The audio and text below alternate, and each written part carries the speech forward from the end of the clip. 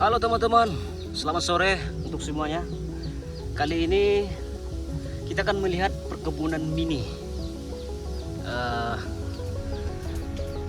Perkebunan ini untuk memenuhi kebutuhan ya sehari-hari teman-teman.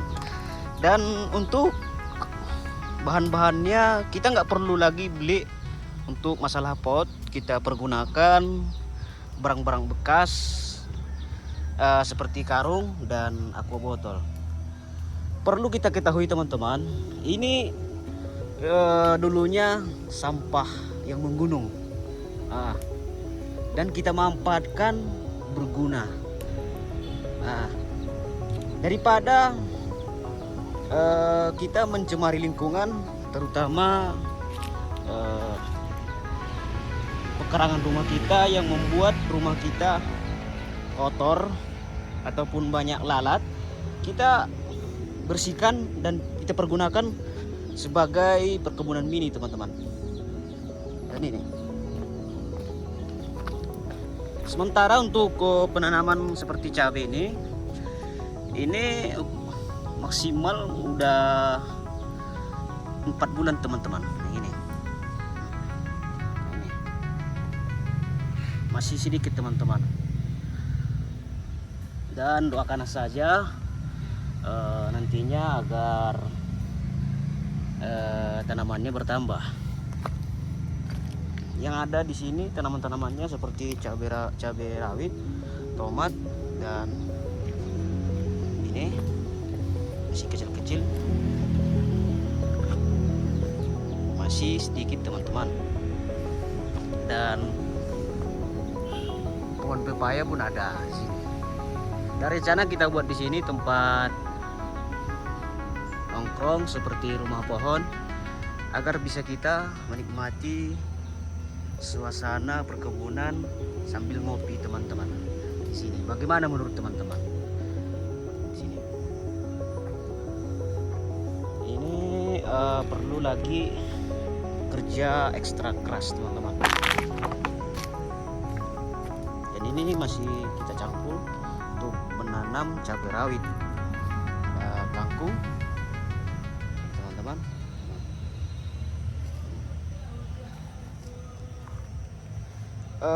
Menurut saya di tahun 2026 ini kebetulan ekonomi lagi meningkat signifikan. Jadi solusi terbaik menurut saya di tahun ini adalah menanam kebutuhan sendiri, yaitu mandiri pangan.